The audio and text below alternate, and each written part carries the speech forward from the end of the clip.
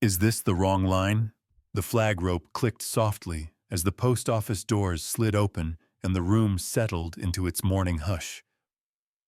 He was mocked by protocol, politely pressed aside proper authorization, they said, then silence followed. He didn't answer. A worn service coin caught the light. The room went quiet, and even the printer paused, like it remembered something its rules had forgotten. Still, that coin didn't argue or shine. Quiet men leave echoes too, but let me take you back. The post office opened the way it always did, with a quiet certainty that didn't ask for applause. The doors slid apart, and the familiar room took shape. Rows of boxes, the counter worn smooth by decades of elbows, a small flag in the corner that looked like it had seen better light. The morning crowd formed a line without being told, to everyone already knowing where to stand. "Morning," someone said behind him. "Mornin'," another answered, the word stretched thin by habit. Ethan Cole stepped into place and folded his hands loosely in front of him. He wasn't early, and he wasn't late. He stood the way he always did, still patient, like time wasn't something to wrestle with. His jacket was plain, his boots scuffed, his eyes calm. "You here to mail or pick up?" the man behind him asked. "Just picking up," Ethan said. "Lucky you," the man replied. "They move faster in the mornings." "That's what I hear," Ethan said, and left it at that. The line shuffled forward an inch at a time. The printer behind the counter hummed. A clerk laughed softly at something someone said, then caught herself and went back to work. The rhythm of the place was steady, almost comforting. When Ethan reached the front, the clerk looked up. She didn't frown. She didn't smile either. She glanced at the screen, then back at him, her voice measured and practiced. "Sir," she said, "this line is for people with proper authorization." The words didn't sting. They landed carefully, like a question wrapped in courtesy. Ethan nodded once. "I understand." A pause followed, not long enough to be awkward, just long enough to be noticed. The man behind him shifted his weight. Someone farther back cleared their throat. No one stepped out of line. "You can wait over there," the clerk added, pointing to the side, still polite. "Of course," Ethan said. As he turned, the edge of something caught the light at his pocket, a dull, circular glint that vanished as quickly as it appeared. Just the rim of a single service coin, worn smooth by time, peeking out before his jacket settled back into place. The girl standing near the wall noticed. She looked from the coin to Ethan's face, then back again. "Is that real?" she asked, her voice small but clear. Ethan smiled at her. "It's old," he said. "Old things usually are." The clerk continued working. "Next," she called. The line moved. Papers slid across the counter. A stamp thumped down with a familiar sound. The process didn't slow, didn't speed up. It simply went on. "You want me to hold your spot?" the man from behind asked, half joking. "No need," Ethan said. "I've got nowhere else to be." The man chuckled. "Wish I could say that." Ethan stepped aside and waited. His hands rested at his sides, relaxed. He didn't reach for the coin. He didn't explain himself. He just stood there the way people do when they've learned that words aren't always the strongest thing in a room. A woman near the door whispered to her friend. "What's going on?" "I don't know," the friend whispered back. "Looks like paperwork." The girl lingered, still watching him. "They always ask like that," she asked. "Sometimes," Ethan said. "Depends on the day." "Does it bother you?" He thought about that. "Not really." The printer jammed. Someone sighed. The clerk tapped the machine, then called out, "Just a second, folks."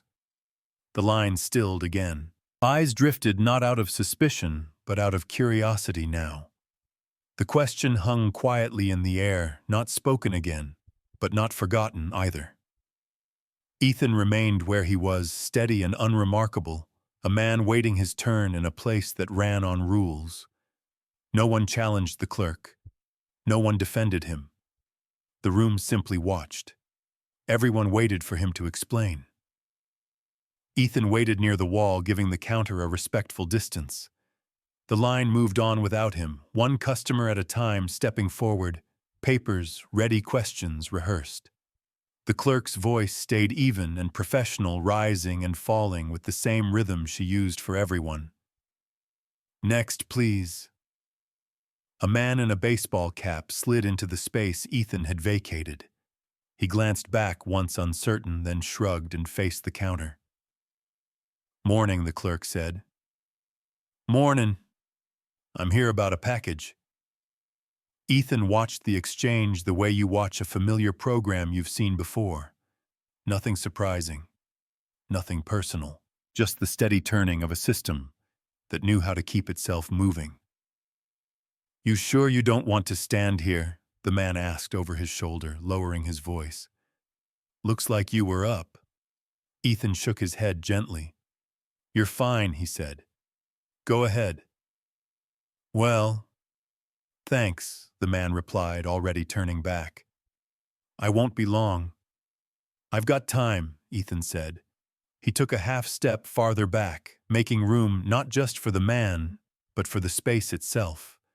It wasn't a retreat so much as an adjustment, the kind you make without thinking, when you've spent a lifetime fitting yourself around other people's needs. The clerk finished the transaction and called out again. "Next." The line shortened. The sound of stamps and receipts continued. No one asked Ethan another question. No one told him to move. The process simply carried on, as if he were a coat rack or a bulletin board present, but not part of the flow. The girl Lily shifted her weight from one foot to the other. She had been tracing the edges of a poster with her finger, but now her attention kept drifting back to Ethan. Her eyes flicked to his jacket pocket again. "Sir," she said, hesitating. "Yes," Ethan replied, turning slightly toward her. "That thing you have, is it from a long time ago?" He followed her gaze and smiled. "It is." "What is it?"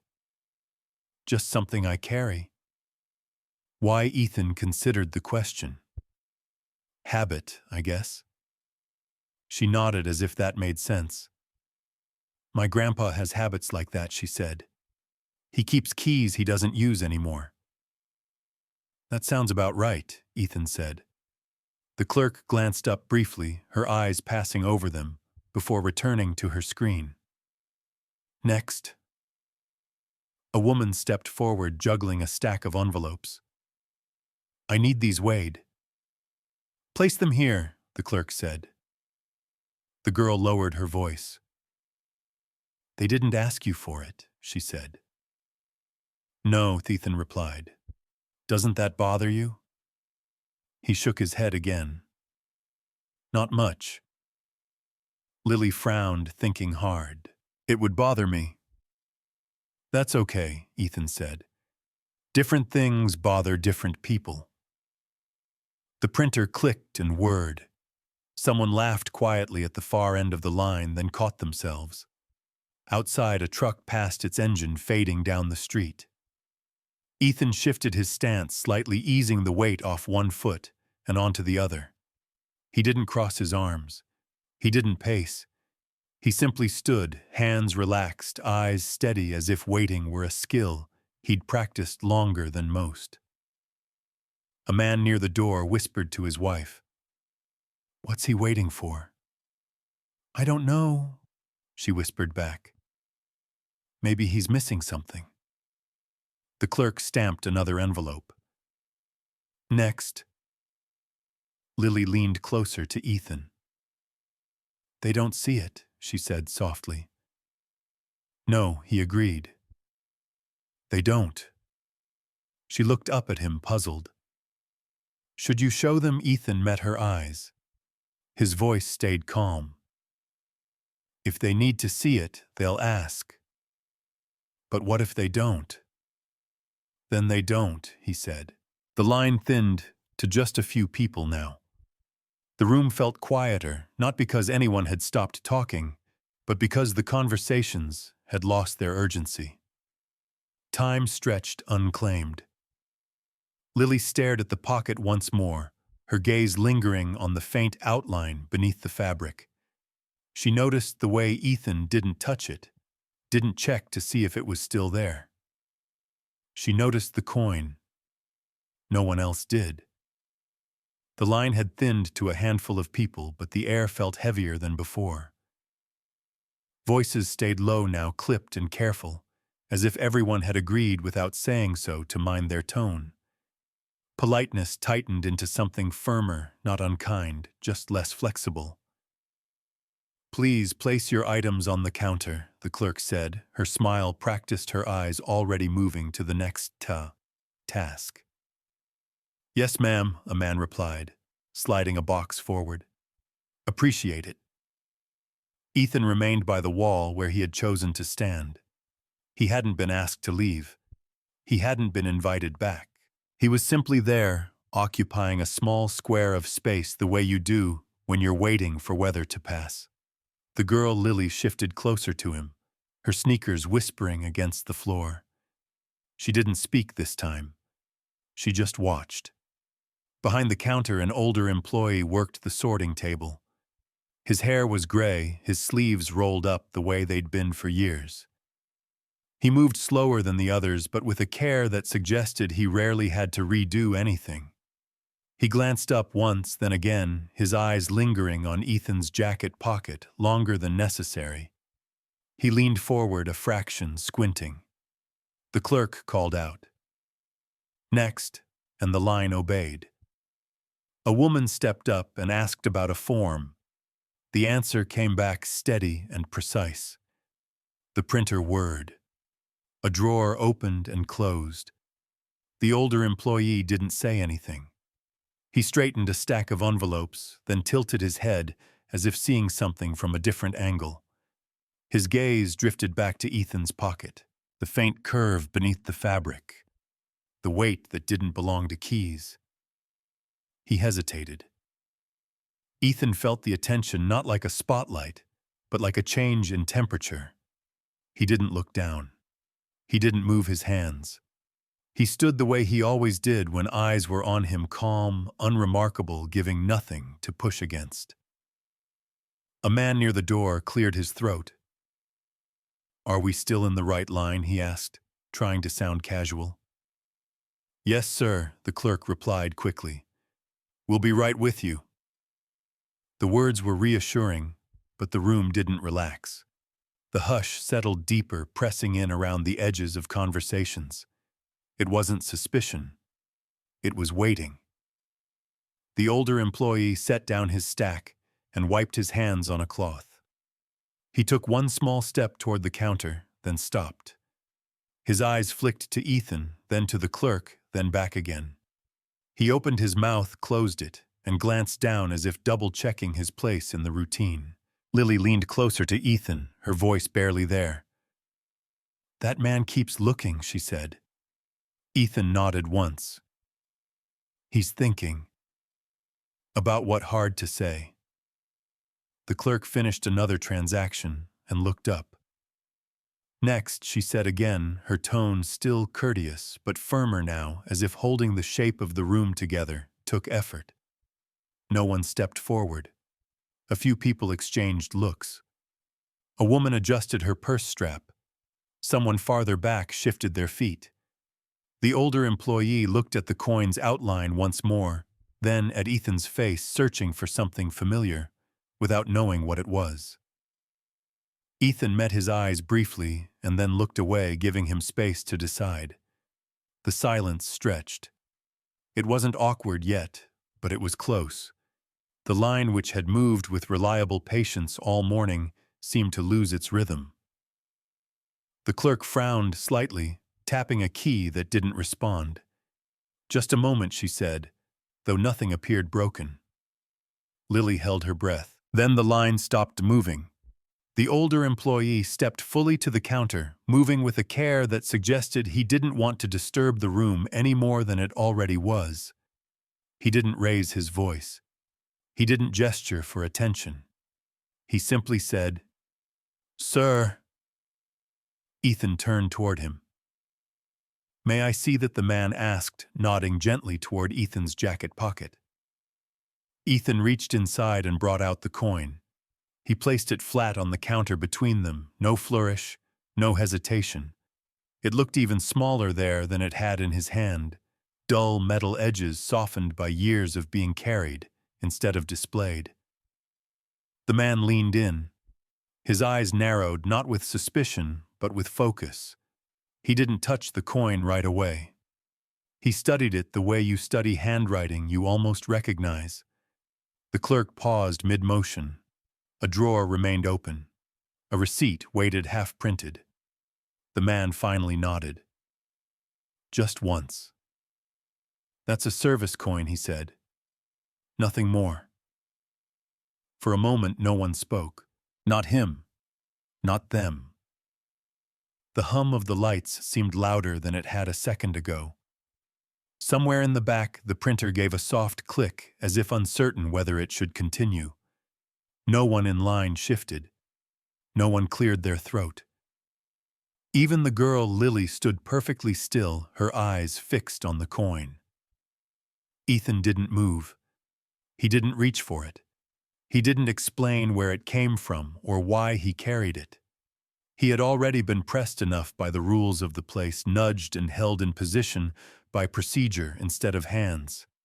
The pressure had been real all the same, firm and unyielding, like a weight you're expected to bear without complaint.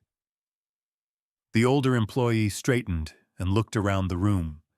His gaze wasn't sharp. It was steady. The clerk swallowed and closed the drawer. Her voice when she spoke was quieter than before. "Go ahead, sir," she said. That was all. The shift was subtle, but it moved through the room like a change in weather. Shoulders eased. A woman near the door let out a breath she hadn't realized she was holding. The man in the baseball cap took a step back, clearing space without being asked. Ethan picked up the coin and turned it over once in his palm. The metal caught the light, then dulled again. He slid it back into his pocket, the motion small and practiced. "Thank you," he said. The clerk nodded. "Of course." The line reformed, but it wasn't the same line as before. People stood a little farther apart now, aware of one another in a new way. The rules hadn't changed. The room had. Lily edged closer to Ethan. "They stopped," she whispered. "Yes," Ethan said. "Because of that, because they noticed," he replied. The older employee returned to his table, his movements slower now, deliberate. He didn't look back again. He didn't need to. Ethan stepped forward to the counter.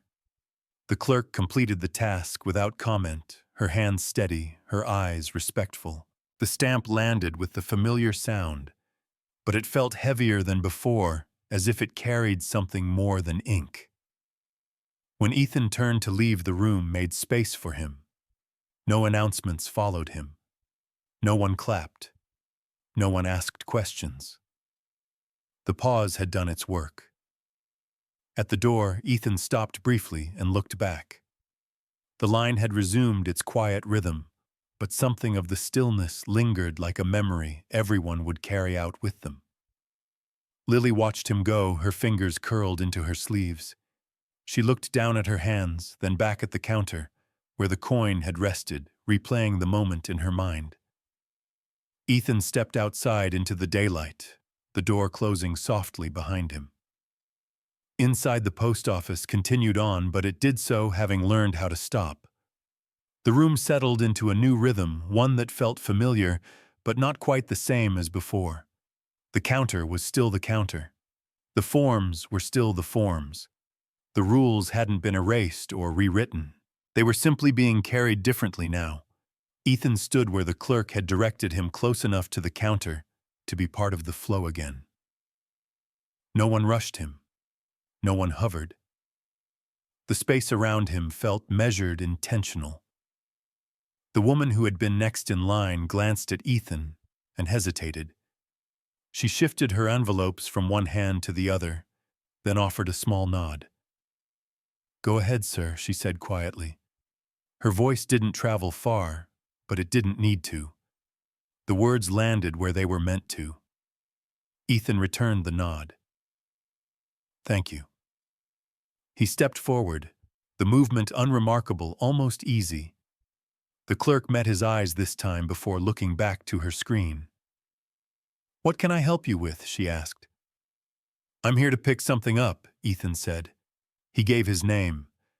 The clerk typed, her fingers moving with practiced speed. The printer hummed to life again, confident now. A receipt slid out and she tore it cleanly along the edge. "One moment," she said, then paused as if choosing her next step carefully. She reached into the drawer and brought out a small envelope. Before handing it over, her gaze dropped briefly to Ethan's pocket. "May I?" she asked.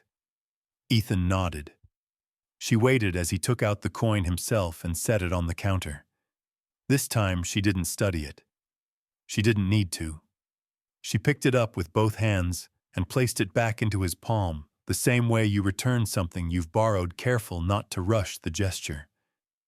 "There you go," she said. Ethan closed his fingers around it. "Appreciate it." Behind him, the line held steady. No one complained. No one checked their watch. The older employee at the sorting table glanced up once, then went back to his work, a faint smile at the corner of his mouth. A man near the door leaned toward his neighbor. "Did you see that?" he murmured. "Yeah," the neighbor replied. "I did. That was something.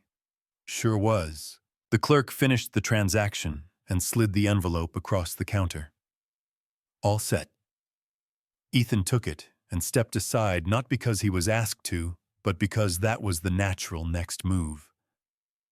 The woman with the envelopes stepped forward, her posture relaxed now. "Thank you," she said again, this time with a little more warmth. "Any time," Ethan replied. The girl Lily caught his sleeve as he passed. "They're different now," she whispered. He smiled down at her. "Sometimes people just need a second look." The clerk called out, "Next," and the line moved. But it moved with a quiet awareness, as if everyone had agreed to carry the moment with them instead of leaving it behind. A man in a work jacket adjusted his hat. "Good morning," he said to the clerk. "Good morning," she answered, her tone easy. Ethan waited near the wall again, not because he had to, but because he chose to. He watched the room do what rooms like this do, handle the ordinary business of the day, only now it did so with a subtle courtesy that hadn't been there before. The older employee passed by and stopped for a brief second. "Take care," he said softly. "You too," Ethan replied. The printer clicked. The drawer opened and closed. The flag in the corner stirred slightly as the door opened to let someone else in. Nothing had been announced. Nothing had been corrected out loud. There were no apologies delivered for an audience. The adjustment had happened quietly, the way most lasting things do. Ethan slipped the coin back into his pocket and rested his hand there for a moment, feeling its familiar weight. Around him, the post office returned fully to its routine, but it did so with an unspoken understanding, now shared by everyone in the room. Respect didn't need an announcement. The radio sat on the counter of the small cafe, its volume low but steady, filling the gaps between clinking cups and murmured greetings. The host was talking about traffic on the highway, then about a high school game from the night before. Ordinary things. Comforting things. And before we head to weather, the host added almost as an afterthought, someone called in about a moment at the post office this morning. Said it was one of those reminders you don't plan for. The coffee machine hissed softly. A spoon tapped against a mug. Ethan sat near the window, hands wrapped around his cup, listening without leaning in. He didn't look like he was waiting for anything to be said. He never did. Across from him, Lily traced a circle on the tabletop with her finger. "That was about you," she said. Ethan smiled faintly. "About the room," he replied. "Not me." The host's voice continued. No big announcement. No speeches. Just a line that stopped for a second. Folks remembered how to wait. A pause followed on the radio. Not a dramatic one. Just long enough to let the words settle. The cafe door opened, letting in a wash of morning air. Someone laughed near the counter. A chair scraped back. Lily looked up at Ethan.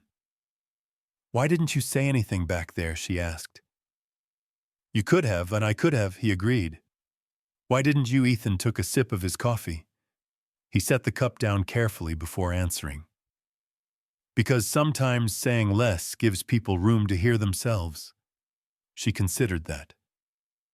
"My teacher says you have to speak up or you get left out." "That can be true," Ethan said. "And sometimes it's not." He reached into his pocket and set the coin on the table between them. It caught the light from the window, then dulled again. Lily looked at it with the same curiosity she'd had all morning. "You didn't show it right away," she said. "No." "You waited." "Yes." "Were you scared?" Ethan shook his head. "No, I was patient." "That seems harder." He smiled. "It can be." Outside, the street moved at its usual pace. Cars passed. Someone walked a dog. Life went on, unaware that it had briefly rearranged itself a few hours earlier. Lily leaned closer to the coin. "Do you belong there?" she asked. Ethan didn't answer right away. He watched a couple settle into a booth across the room, their conversation already drifting toward groceries and weekend plans. "Some people don't ask to belong," he said at last. "They just show up, do their part, and let the place decide." She nodded slowly, as if committing the sentence to memory. The radio host returned. "Whoever you were," he said, his tone warm, "thanks for the reminder. We could all use more of those pauses." The word hung there for a moment. Pause. In the cafe, no one spoke. Not because they were told to, just because it felt right. Ethan slid the coin back into his pocket. He didn't linger over it. He never did. He stood tucking in his chair and waited for Lily to do the same. As they stepped toward the door, Lily stopped. "Do you think they'll remember?" she asked. "Maybe," Ethan said. "For a while." And then they'll need another reminder," he said gently. "That's how it works." They stepped outside together. The door closed softly behind them, the bell giving a small, familiar ring. The cafe returned to its rhythm. The radio moved on to weather. Somewhere across town, the post office was already deep into the rest of its day. Forms were being filled. Lines were forming. Rules were being followed. But for one morning, people had learned how to stop. If this story moved you, share it forward. Quietly, the small cafe filled with the soft clink of cups and a local radio voice drifting between weather and birthdays, and he sat there listening. A calm presence, knowing the morning at the post office had already settled into memory without needing his name. Still, what lingered wasn't what he did, but what everyone else chose to do when the room went quiet, when kindness showed up without demanding credit, like a lamp left glowing in a winter window for anyone who might pass by. Then the coin returned, with two hands carried without display, became proof enough that dignity doesn't argue, it waits, and belonging isn't claimed so much as recognized when people slow down long enough to see it. Some people don't ask to belong. They just show up and let others pause.